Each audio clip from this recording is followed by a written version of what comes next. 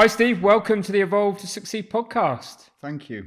It's brilliant to be sat here in restored retro, and the setting and is perfect for recording this conversation. And it is called the Evolve to Succeed podcast. And out of all of the guests that we've had on the podcast, I think your story, as our listeners will hear, is one of you evolving and changing and developing to be where you are today. So I suppose for our listeners, talk us through your story, 22 years of addiction to where you find yourself now, Steve.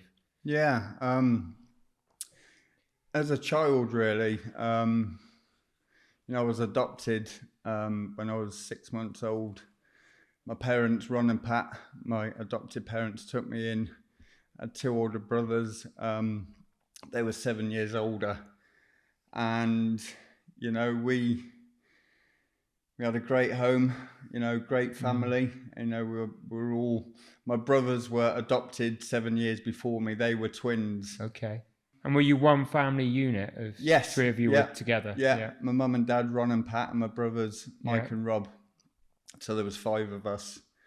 And, as a kid, I always remember feeling different. My mum and dad told me I was adopted probably when I was about 7 or 8 years old. Okay.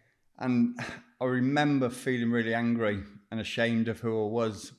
And I can't remember if I started having problems at school that time or before, but as a child, I always wanted, always nagging for something, and I wanted more and more, and my mum and dad would give in to me, and then I'd get what I wanted, then I'd be on to something else. At school, I kind of got bullied, and the kids used to taunt me. They used to kind of scream Wyatt the riot to get a reaction, and then I'd end up fighting about five of them. And then the riot would come. I was put in a classroom on my own. Okay.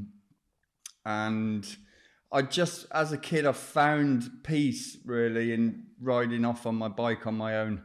Okay. And as I said, I felt ashamed. I felt a bit embarrassed of who I was, and if it was spoken about, I'd get really upset. And everyone else, my brothers, kind of seemed fine with it.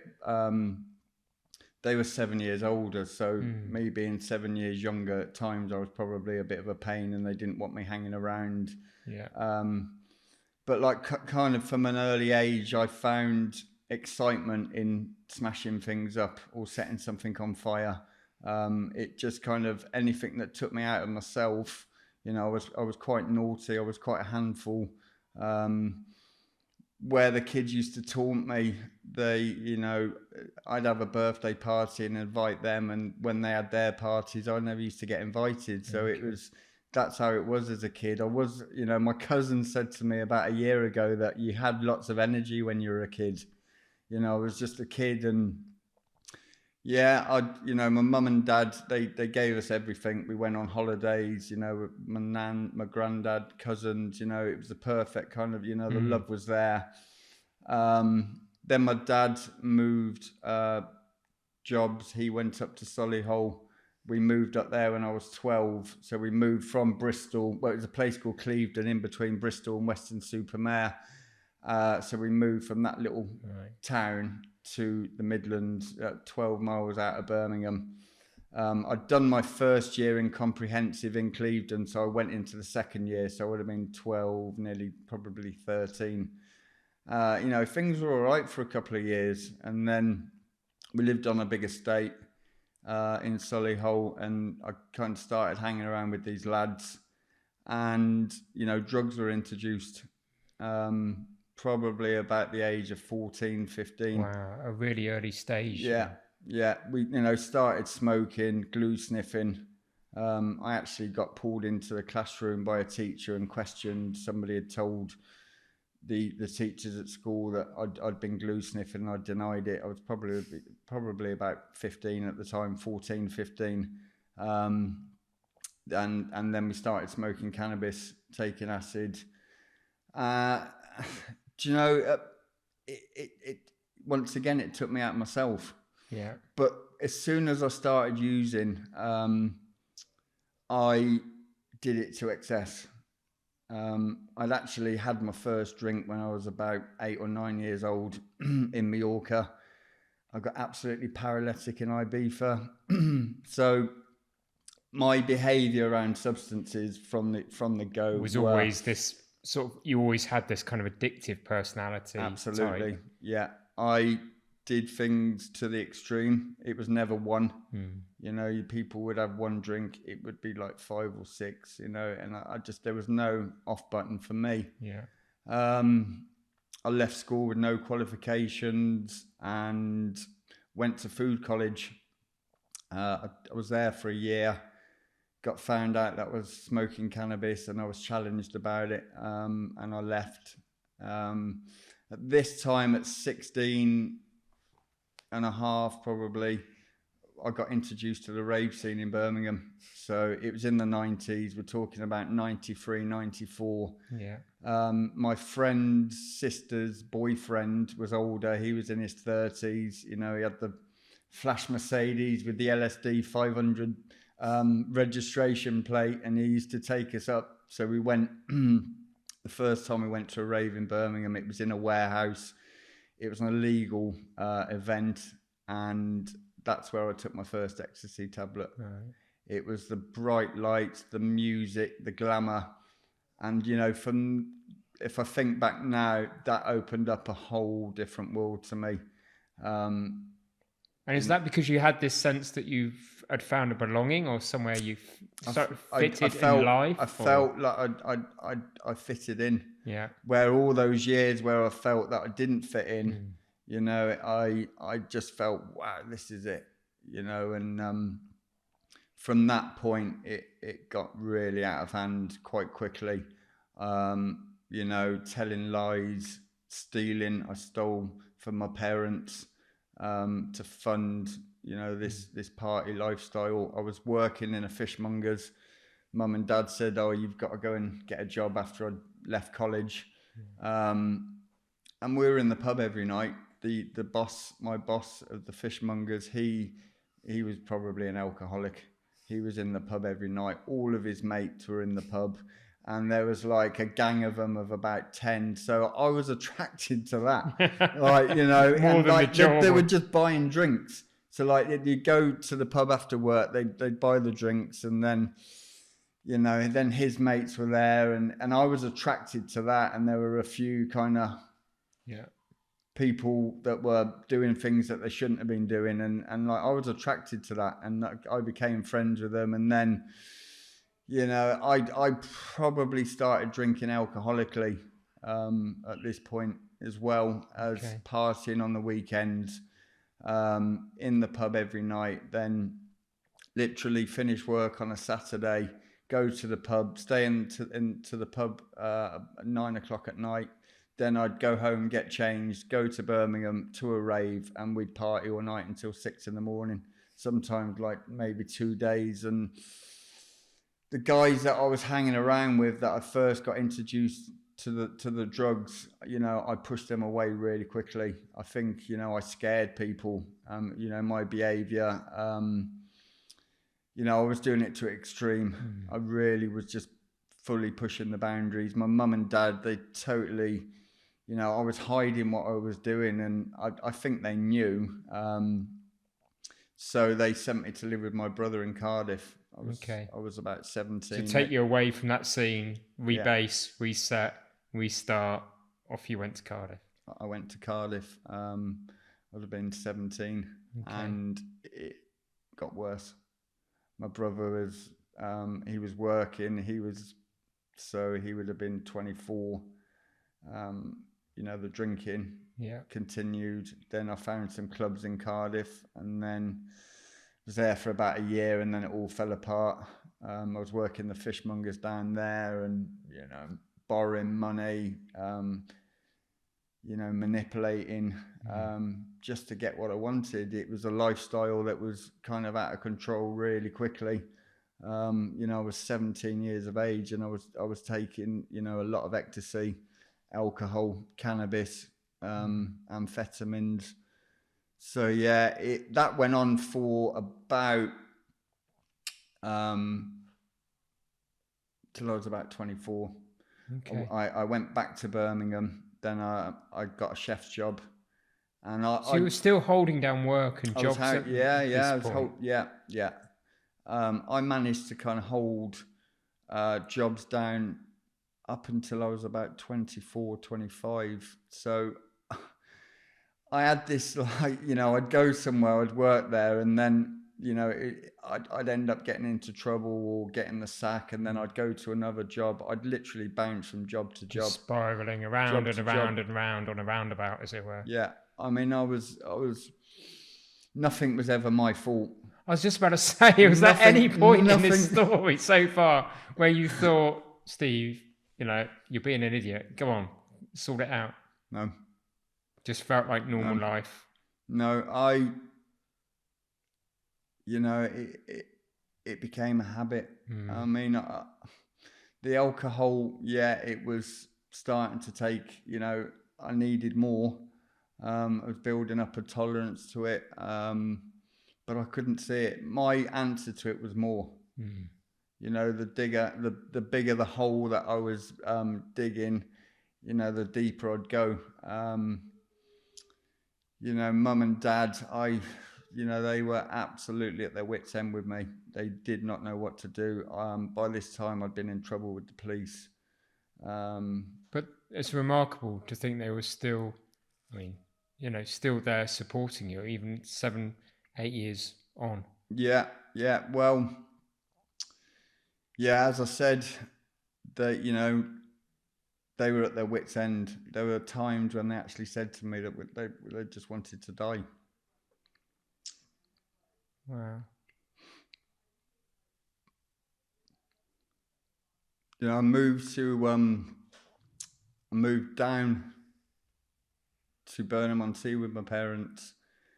I ended up getting a job in Glasgow. I'd met a girl in Amsterdam at the Euro 2000. I'd gone out to Amsterdam, and I moved up to Glasgow. By this point, I was drinking, anything from 6 to 12 pints a day, partying on the weekend, and it was every night in the pub. I'd finish work, I'd wake up shaking in the morning. I'd go to work, I'd function for the day, and then straight to the pub after work. Right. And then, payday would come, that would be gone. You'd be subbing. So you're and just borrowing. holding it together effectively. Yeah, overdrafts, and one night I went to the pub and I saw 2 guys on a street corner, and I knew what they were doing. They were selling heroin. I went up to them and I bought 2 bags. I went home. And at this point, you'd done hard drugs, you'd done, Class A drugs, but you'd never done heroin. I think I'd tried it some years previous, but it was just a flippant moment with somebody, and I knew what they were selling. I seen him on the corner, and I went and bought 2 bags of heroin. I was absolutely, blind drunk, staggered home, bought some tin foil. I got home and I'd smoked a bag of heroin on the foil. I rolled up a tube, put the heroin onto the foil, and then chased the dragon, they call it. And I woke up in the morning, horrendous hangover, like every morning, and I looked, and the foil was there and a bag of heroin. So I opened the bag of heroin in the morning, put it onto the foil. I was feeling horrendous. I smoked it within about 30 seconds. Boom, the hangover had gone. Right. So then very quickly, I'd say after about 2 weeks of using heroin every day before work, I needed it every day. I did. So it was in Glasgow. I was living at Glasgow Green, working in a seafood restaurant, and trying to manage, this heroin habit on top of work. At this point, it must have unraveled extremely quickly, didn't it? Well, yeah. I had a 2-week holiday booked in the UK, so I used to fly up from Bristol to. I had a holiday booked back down south, so I'd fly up and from Glasgow to Bristol, and Bristol therefore. So I knew I was having 2 weeks, and at this time I had a habit, so I went and bought, I can't remember, about an eighth, which I don't know, a couple of £100 worth. And I ripped the sole of my shoe. So I knew I was coming back, and I stuffed the heroin in there and super glued it back up, and then flew back down from Glasgow to Bristol with the heroin. My brother Rob picked me up from the airport, and he looked at me. He just looked at me and he just shook his head. And I was down for 2 weeks. Over the next probably 24, 36 hours, I smoked all that heroin. And we're at my brother's in Cardiff, and all the family were there, and we were meant to be going out for dinner on the Saturday. I couldn't get off the sofa. It was like, that was my first kind of really going into withdrawal. I think by the Sunday morning, I took myself off to A&E, and the doctor took pity on me and gave me some diazepam. I told my brother what I was doing, my other brother Mike, and then he told my mum and dad. I went back to Glasgow, and I think within a week I lost my job. And then mum and dad said that I could go back to theirs, whether, if I'd go into rehab. Obviously there'd been years of substance abuse. I'd only just picked up the heroin. So I went back, and after about a year, I went into treatment. But during that year period, I was running up massive credit card debts, lying, stealing, cheating, manipulating. It was just, It was becoming a different level now. I got introduced to crack cocaine as well. So, and I really got into that in a big way. Went into treatment in 2003. It was a year program. I wasn't ready. Right. I ticked the boxes with mum and dad to go to rehab, and then I left after 6 months. That same day, I went straight to Bristol, and I used. I think I picked up heroin and crack cocaine in 2001. I finally cleaned up in 2014, but out of those 13, 14 years, I spent 3 years on the streets, 3 years in prison, and 4 years in rehab. So I went to rehab probably about 20 times. Yeah. So what finally made you decide I need to do something? Because, that in and out of rehab, obviously not really committing to it, going through the motions of it. Well, the rehabs that I'd gone into, they weren't 12-step. So the second one that I went into was a therapeutic community. It was Christian-led. So you had to go to church. You did a raw detox when you went in there. You couldn't smoke. You couldn't swear. You did garden jobs and furniture restoration. So it was this point. Wow. It was this point they put me in a furniture shed, and they had they used to play Christian music, and it was great, man. The guys that were there, we were all in there. We had a good bonding. So they put us in the shed with this music on, and we got taught how to restore antique furniture, and it was great. So even though the rehabs piece didn't work, something there started to resonate with you. It did. From that point, I think the seed was sown. I went into that centre. So I'd do 6 months in there, a bit longer. I'd put a bit of weight on. I'd get my family back.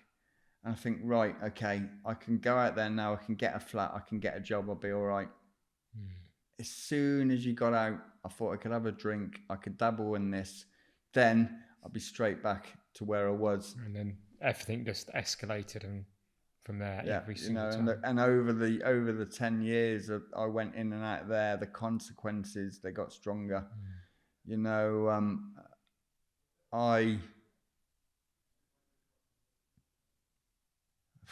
There's so much to tell, but I'll try and stick to the key points. I was living on the streets in Bristol. I went into the Christian rehab. I ended up stealing from them and exiting. Then mum and dad wouldn't have me back. Then I ended up living on the streets of Bristol. I was selling the big issue. At this point, I started injecting. It was. Then I got into the Salvation Army in Bristol, and there was probably about 90 residents in there, and guys were dying on a daily basis, overdosing. Bristol was absolutely insane. It was like the playground of the drug world, honestly. Every street corner, it was, in Bristol, I saw people, who've been in prison for life, people that have died, people that have been murdered, and that it was happening. It was all around you. But it's what we were talking about earlier. I never thought that it'd be me. No. People were dying around me, and I'd just take more. Take more. Take more. Be more. And it was escalating far out of control. Then I moved down to Torquay. I met a girl and then moved down. And at this point, they'd put me on the maximum dose of methadone. I was 120 mil of methadone, and I was taking diazepam prescribed on top. But then I learned that I could mix diazepam with methadone, and it would have a totally different, better effect than taking heroin. So I got in such a mess down there. It really, 2012 was probably the worst year of my life. I went in and out of prison 4 times. Found out I had hepatitis C, which I was treated for with interferon. I cleared that, thankfully. I got in a whole heap of trouble. It was this point when things were getting really bad. The amount of drugs that I was taking was absolutely stupid. Mum and dad they were living down there as well. They had an apartment. They found me unconscious outside their front door. I've no idea how I got there. I think being in prison 4 times that year probably saved me, to be honest. I've lost days, I've lost weeks where I just cannot remember anything.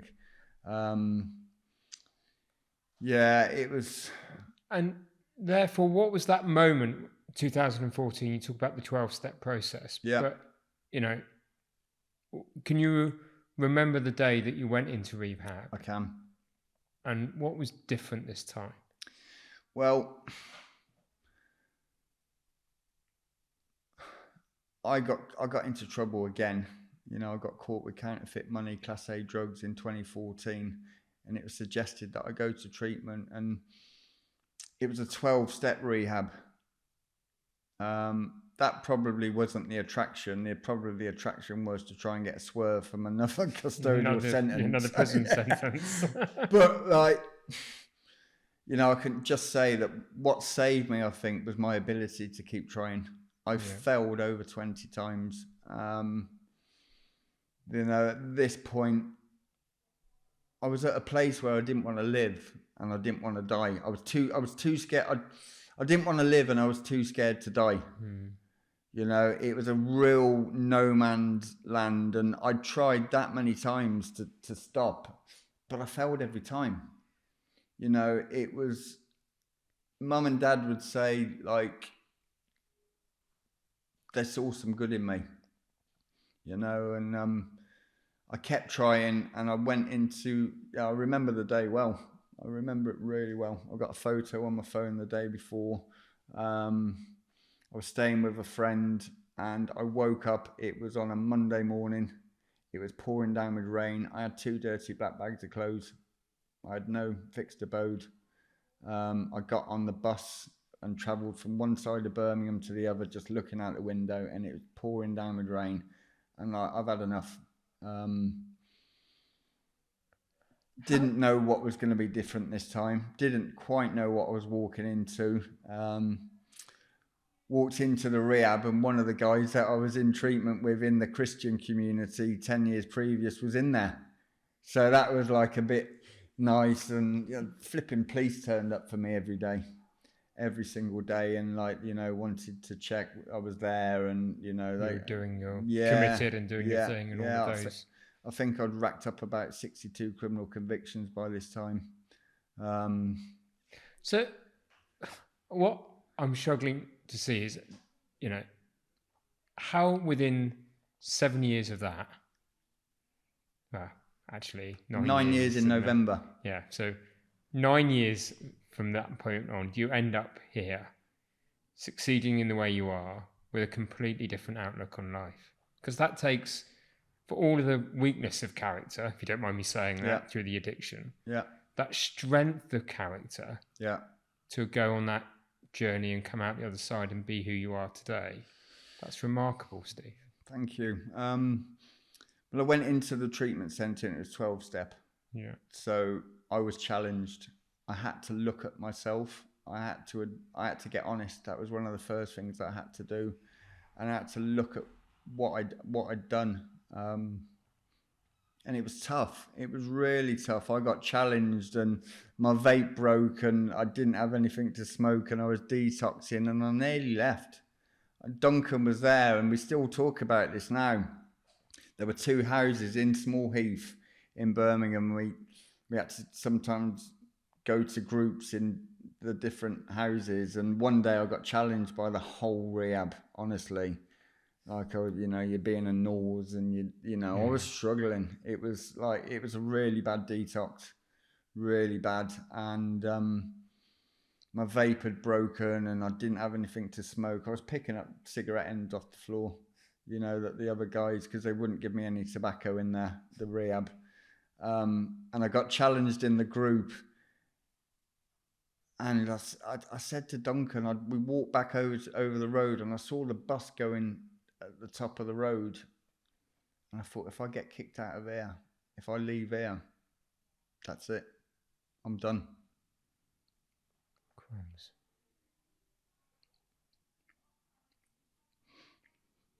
So I knew how to do it. And I pushed myself. I didn't sleep for about a month.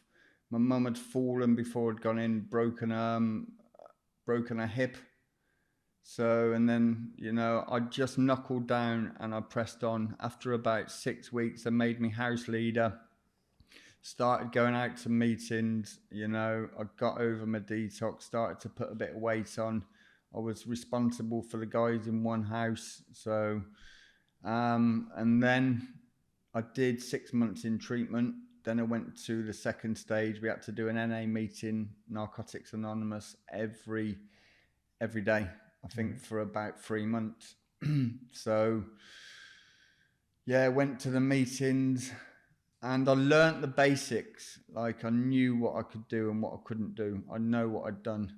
I knew that I couldn't use drugs in any shape or form. And Duncan said to me, what are we going to do? So this is the guy that I'd met 10 years before. And I said, let's do the furniture, because that's what I wanted to do. And then our friend Jo McKinnon, bless her, she was a CEO of the something called, what's it called?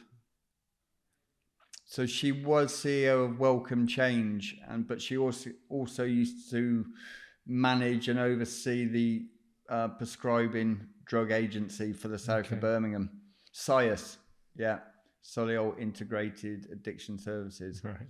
She's not with us anymore. She passed away back 4 or 5 years ago, cancer.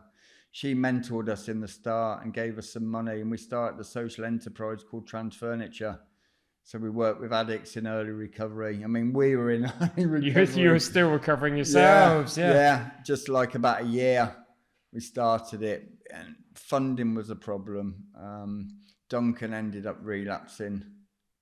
So, we did that for about 18 months. Right. So, it was... And you were doing it as a venture to keep yourselves occupied rather than as a business? I threw myself straight into it straight away.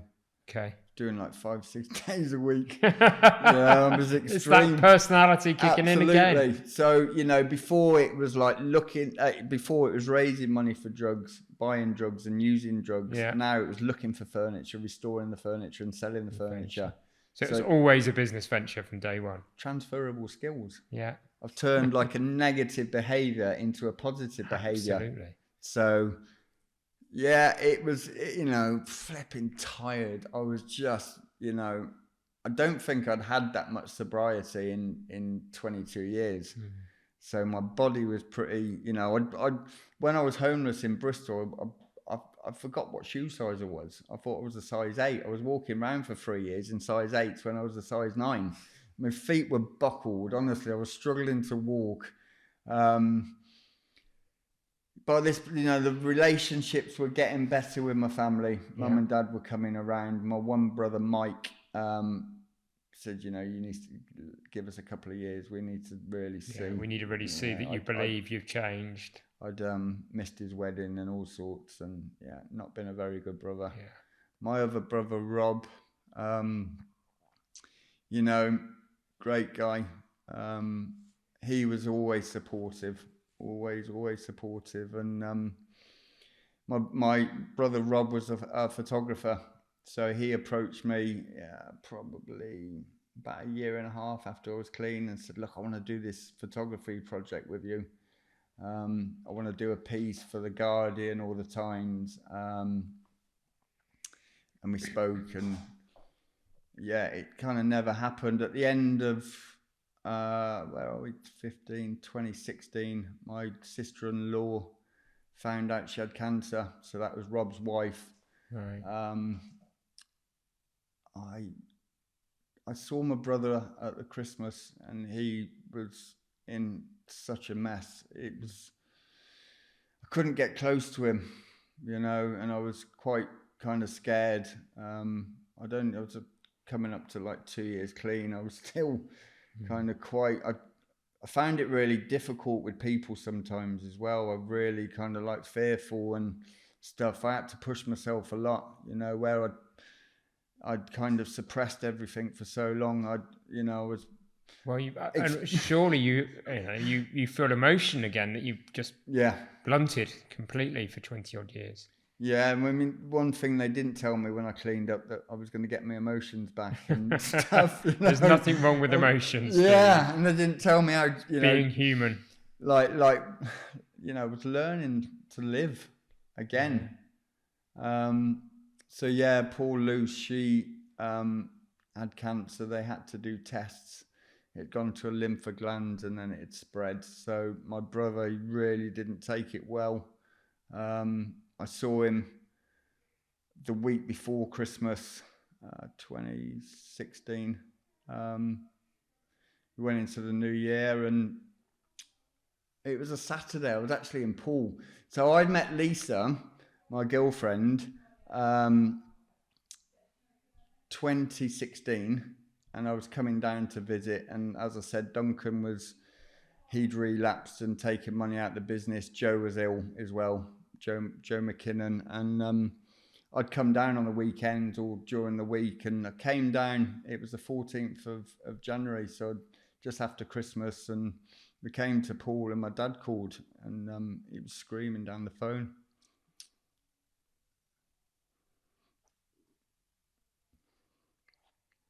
My brother had killed himself.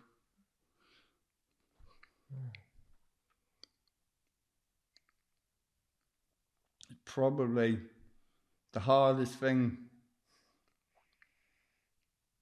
that I'd ever heard. It was like I'd been hit by a bus.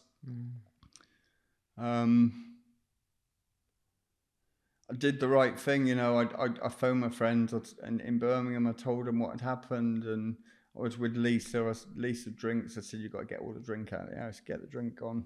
Yeah. I phoned my mates. They were here the next day. Sorry, not the next day, the day after. Yeah. They came down from Birmingham. You ain't going nowhere. That's when you need those people around you that put their arm around you and support you, don't they? The day that he died, I went out and bought a bit of furniture, and I restored it. I picked up a sander and I restored it in the garden at Lisa's. At this point, I knew I had to get out of Birmingham. Yeah. I moved down in the March. So we'd been doing trans furniture for about 18 months. So I'd rewind the tape a little bit. I'd met Jay Blades the year before. Yeah. And went over to his workshop in Wolverhampton. He was doing mid-century, you know, with like legs on, coloured legs and wallpaper on it. So yeah, it was great. I met him, went over, showed him what I was doing, and you know, he told me what he was doing. He said he was going on to TV. This was actually before he went on to TV. Yeah. So we kept in contact, and then I moved down, and I didn't know anyone. I sat on the sofa in the March, and I said to Lise, what am I going to do? I said, I literally don't know anyone. And I'd restored a couple of pieces, obviously, when my brother died, and I'd started seeing the mid-century online. Jay had said to me the year before, what can you do that's different? It didn't kind of come to me straight away. But that's the question he posed. That was in my head. It didn't go away. The thing with Jay, right, he can be really direct, and when you talk to him, he's just got something about him. And he said, what can you do that's different? And it really stuck in my head. And I saw the mid-century online. I started buying it, restoring it. I sold stuff on eBay. Then Marketplace, and a dealer came down from Worthing in Sussex, and I'm still friends with him now. Some of his stuff is amazing, and he said there's a place in Bournemouth Vintage Emporium. You should kind of go in there. I was like, yeah. I didn't really take it on board, maybe for about another year. So just the whole living room was filled with furniture. I'm getting the image that Lisa's quite a saint. She'd just be like that, bap. You know, and she's supportive totally 100%, because that's what I wanted to do, and that was my passion. And for me, I believe that restoring furniture has saved me, honestly, because it's given me everything in life. It's given me purpose, direction, you know, and some of my best friends have come through meeting people through doing furniture. But you're doing it now as a business. Yeah. And sometimes there's this thing, do the things you love in life, but sometimes when you do them as a business, it can take away the joy. Has there been any moment where doing it, and to the scale you now are, we're sat here in Restored Retro, it's an amazing shop. Thank you. You got, J & Co, literally through the archway that our listeners can probably see if they're watching it on YouTube. Yeah. You've spread. Has it taken any of the joy from it? Well, yes and no. Whereas it became from doing it in the garden, then to going into Bournemouth Vintage Emporium, and then stepping up then. And then the shop coming along about 2 years ago, just over 2 years now, which we got as an incentive. It literally went from low hundreds to probably over 1,000 restored pieces in the last 2 years. Yeah. And are you still restoring most of that yourself? Yeah. Or is there... Yeah, every piece that you see in here now, I restore myself. Yeah. Wow. So I source it, I restore it, I sell it. Obviously, we've got the collaboration with Jay and Co now, which came about in March. Yeah. So that's been open 3 months. Does it feel different? Because that is if I walk in as a customer into the Restored Retro side of the business, and you're here, and we talk about it, there's that love, care, and attention you've given to it to bring that piece of furniture back to life. Yeah. The J & Co furniture is amazing, but it's new furniture. There is a difference to it. How do you feel? How do you remain so passionate about the J & Co stuff as you do? But it's reimagined. Yeah. It's reimagined. So some of the pieces are vintage. So some of the pieces are the same age as what you see in here. Some of it is new. We've got a range out now called Made by Jay Blades. So you can pick your own fabric, and that's some beautiful chairs. Thank you. That's been quite popular. But for me, I've left the life behind that I've Yeah. I've left behind, and addiction, obsessive compulsive behavior. Yeah. But now I've toned it into something that is giving me a life away from that, and I almost take restoring a piece of furniture to my own journey.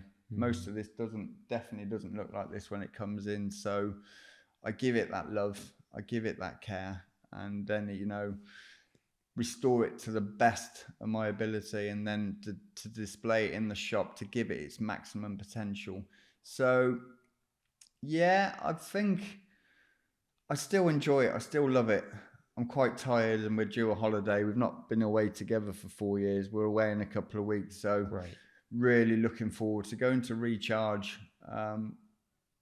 This is what I want to do, and this is kind of my passion. This is your passion. That's what it comes down to, isn't it? But I suppose there was always that, when I started the business, I know that I didn't get balance right. I had a young daughter, and I didn't spend as much time with my daughter Alex in that first year of her life, because I just started the business. And you look back and you question yourself, you question your motivations. But there must, how do you keep yourself in balance now? I know you've talked about not having a holiday, but how do you make sure that you are doing the right things, and this doesn't just become, because business can become an addictive position that can be as harmful as drugs. Yeah. Because you just keep running, you keep going on the treadmill, you forget about everything else that's important in your life. How do you keep yourself in check so that the business doesn't do that to you?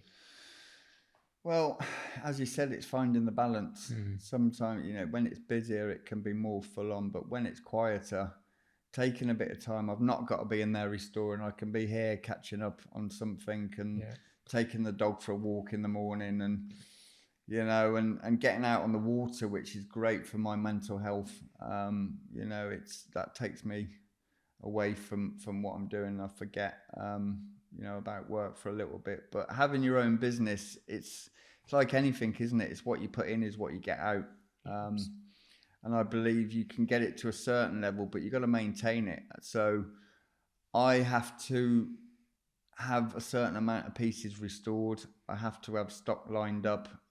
So when something does sell, it's not a huge showroom. We can replace it as well pretty quickly, get it out delivered. So it's almost getting ahead of yourself, what I've learned in the last couple of years, and managing stuff, and yeah, it's been hard. I'm not going to lie. We got the keys on the 18th of December, and we went into a lockdown, the last lockdown. So we couldn't open for 3.5 months. All the money that I'd saved myself, I'd saved all the money, put it into the shop. We got a deal with Legal and General. Yeah. So it was rent and rate free for 2 years, but we still needed stock. We still needed to. It's a great start, isn't it? Yeah, you need a lot more than that. I had to take the bank. My business account hadn't been open long enough, and they wouldn't even give me a loan. So I had to get a personal loan to buy some stock, and I just, for 3.5 months, kept my head down in there and restored furniture. And sold it where I could. I was allowed to go to work. It said I could go to work, and we could operate. And we did all right. And this wouldn't be here today, if people didn't support us. It's given me the opportunity now to go to J Blades and J&Co, which is great. We're a great team. Yeah. There's about 10 of us, and we all get on really well. It's like a family kind of thing. But yeah, it's been tough. What do you think the other challenges you've overcome in business have been? You talk about COVID, which must have been hugely challenging. Again, you take the keys, you get excited, and as with many of us, business, effectively just closed down, didn't it? Yeah. 3 years ago. But what other challenges have you faced since? Well, since the cost of living, and Brexit, I think Brexit's probably been a big factor in it. The cost of living, the war, and the consequences of COVID. I always said that we'll see the consequences 12, 36 months down the line. And then now we've got the cost of living crisis. It's the last 6 months we've been about a quarter down on our takings from last year. I suppose you're discretionary spend, aren't you, really? So it's having to tighten the belt a little bit now. Yeah. Be careful, you know, what we buy. I've probably got 100 pieces in stock at the moment, which I've built up for nothing over those 2 years. Yeah. As I said, we sold over 1,000 restored pieces, and you know, it's important that I take some rest, but yeah. Make sure you do recharge, and you know, clearly not to the extent that you were, but you know, there is a thing that many business owners do, sort of self-sabotage. You know, they do themselves harm in some way, shape, or form, particularly, especially when they're under pressure. From the journey that you've been on, is there any advice that you'd give to somebody? I get days still, you know, although I've left that life behind, you know, I still have daily challenges of my past, but also challenges now of like, you know, I think, yeah, I don't want to do this and I'm tired. You know, tiredness is the number one for me. But then I have to kind of sit myself down and look. I sit on my bench in the shop, you know, mainly in the morning before we open, and I look and then I also think back to kind of what I have been through, and I dust my shoulders off. You know, it's, you know, don't give up. You know, no matter how hard life got for me, I didn't give up. You know, and as I said, what saved me was my ability to keep trying. But also in business now, you've just got to keep going. You've got to keep going. Unless your business is massively financially failing, then you obviously got to look at it. But you know, as well, you know, what you put in is what you get out. Yeah, just keep going, no matter what. And this is going to be a slightly crass question, probably, but because there's probably an obvious answer, that's why I say that. But when you look back on your life, what would you have done differently? I wouldn't have taken drugs. Simple as that. Yeah.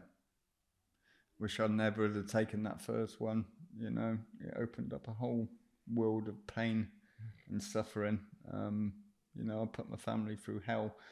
More so, I put myself through hell. I don't think anyone can hurt me in this life as much as I could.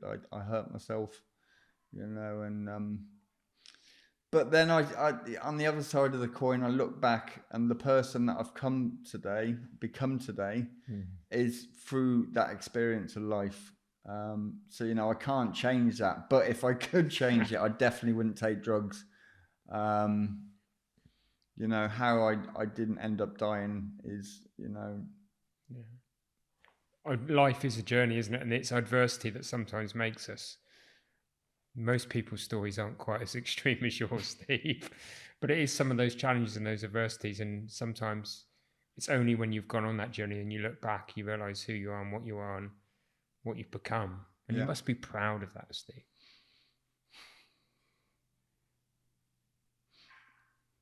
I've lost so many mates. You know, in the last 9 years, I've lost about 30 mates. People that I was in treatment with. A friend of mine, Sophie, got murdered by her husband about 9 years ago. You know, and we can only learn from that now. You know, I know that I can't use drugs in any form. You know, I've had a gift. Is that obsession lifted? Only I can take that away. You know, through making the wrong choices. I made too many wrong choices, and you know, life's a gift. I feel, when you get one shot at it, and I hope that my experiences can help others. You know, I'm doing stuff with the Big Issue. You know, with Law Bird, the founder. Me and Jay were in that a few months ago. And I was going to ask you about that, because given your own journey, I know that one of the things that's really important to you now is giving back, isn't it? It's about putting something back into the community, into society. Yeah. And you know, what do you do, and how important is it to you? What I was taught about 9 years ago is a big thing of giving back is not doing what I did before.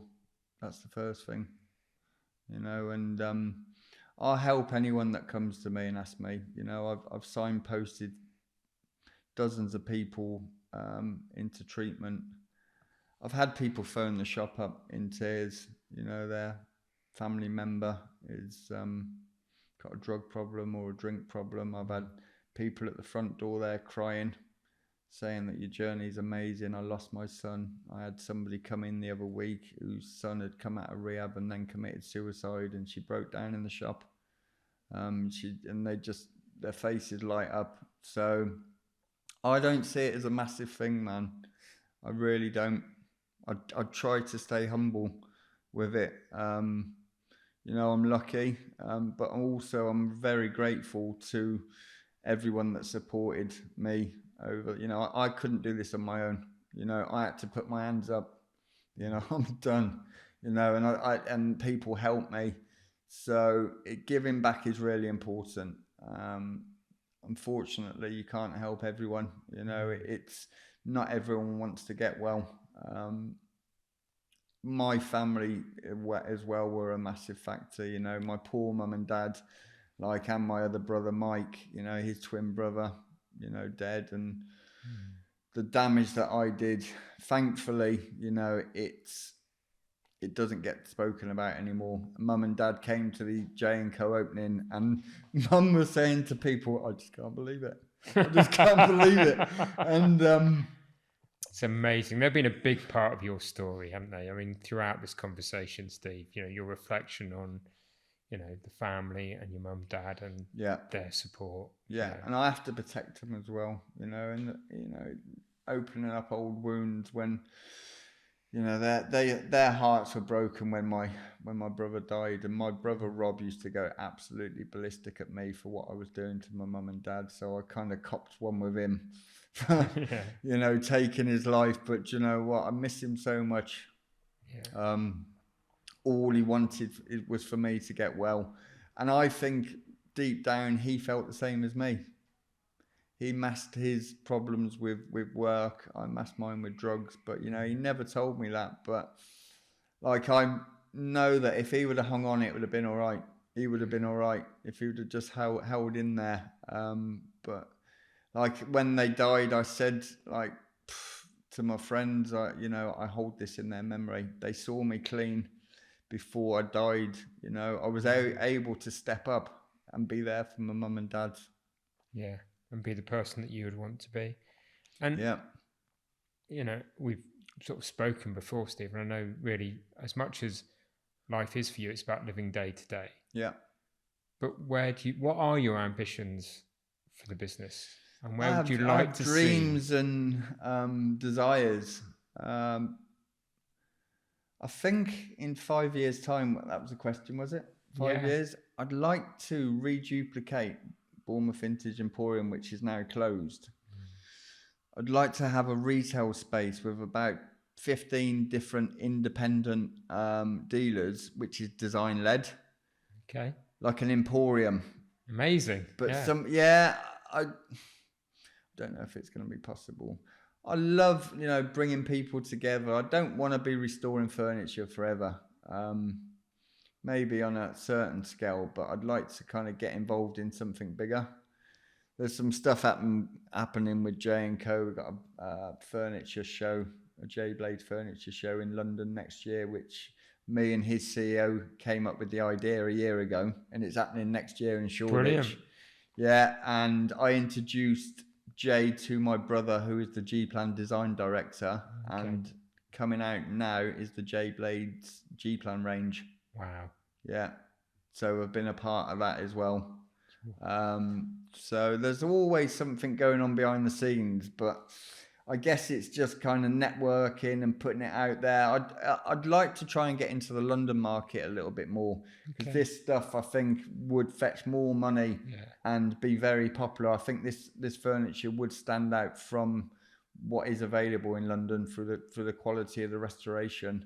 So that could kind of be an avenue. We've held off from selling online.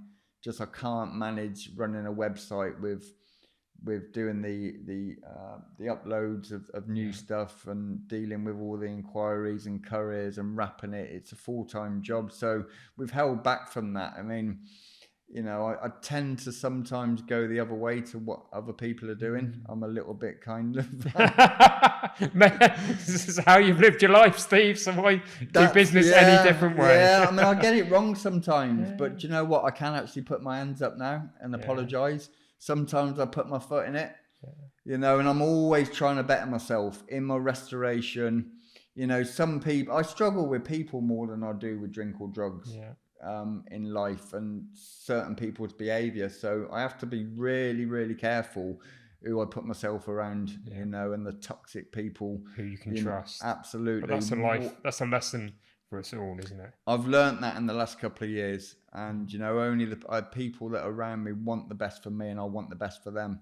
And I don't look at people and get envy or jealous. You know, we're all on our journey. You know, if someone's doing better, then fair play to them, man. It's, you know, it is what it is. You know, I'm grateful to be here, but as I said, like, I put myself through therapy now. I still put myself through therapy where I go and offload. I talk with somebody that understands me, and it works.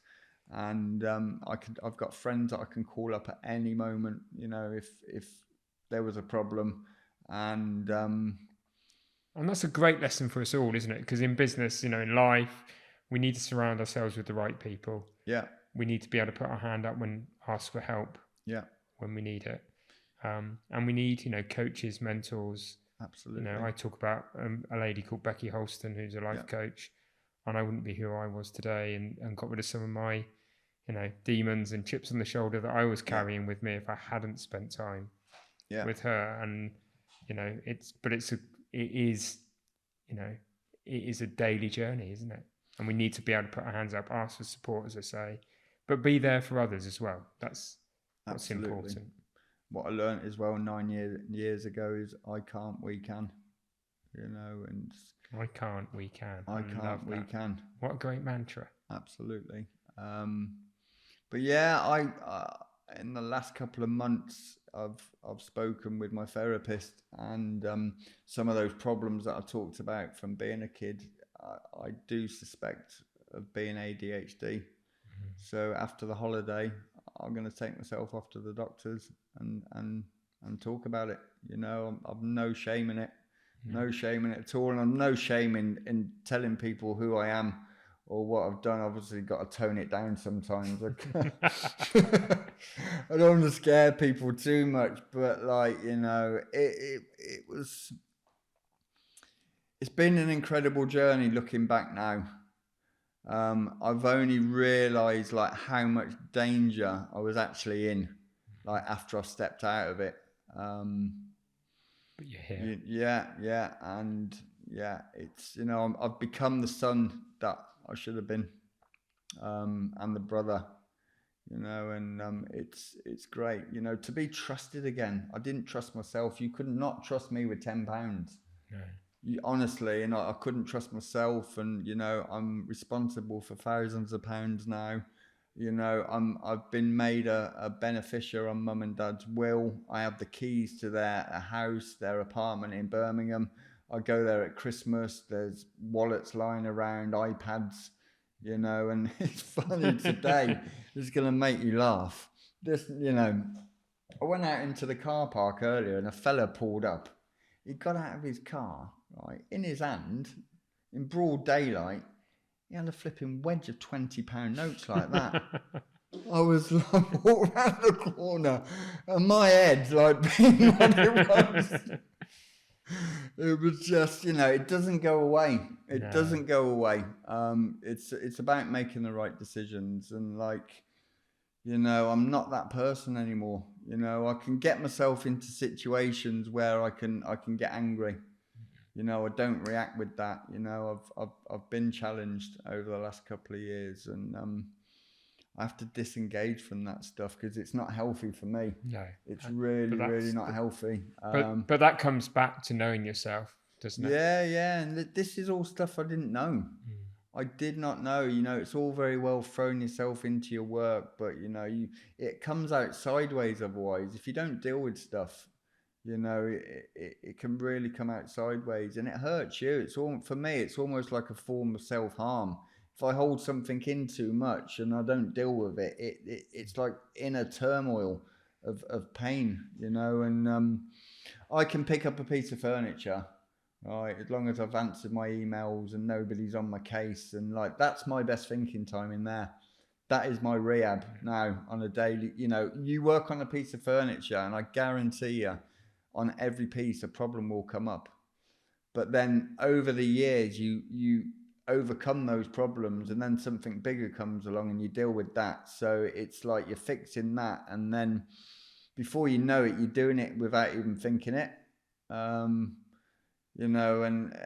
it's been real big character building for me. I used to throw the towel in as a kid. I at the Too first difficult. chance, Give up. Yeah. give up. But I persevere now, and it's got something quite magical about it. It molds you, and I've amazed myself. Yeah. So to wrap up the conversation, I always end our podcasts, and I'm fascinated to hear how you're going to respond to this with this final question, which is, right now, where you are in life, what's your personal definition of success? Success is trying, not giving up. But even if you fell, it's not failing. You've tried. You've got to pick yourself up, and keep going until you find that place. I think success, life tells you, doesn't it, that you have to have this and you have to have that. And these kids now on their phones, and seeing all these celebrities with X, Y, and Z. But, success, I mean, looking at Jay, his journey over the last 8 years, to watch him go from his workshop in Wolverhampton without a toilet, no heating, on a October Saturday morning, when he picked me up in his beaten up Mercedes 4x4, to watch him go on his journey. Yeah. To watch him go, it's been a joy. So that's, to me, great success. But for me, our journeys are different. We've both been successful in other ways. So I don't compare myself really to anyone. Don't ever do that. No. So successful, yeah. So just to wrap up then, one last reflection from you, Steve. I think when something saved your life, what do you give it? Yeah. This has given me everything. Yeah. And if our listeners and those that are watching on YouTube have seen some of this wonderful furniture, if they want to know more about you or want to come into the shop, want to find out more, where can they go? Yeah, social media, Facebook, we are Restored Retro, Instagram Restored_retro, and you can email me at steve@restoredretro.co.uk. Brilliant. Thank you. Cheers.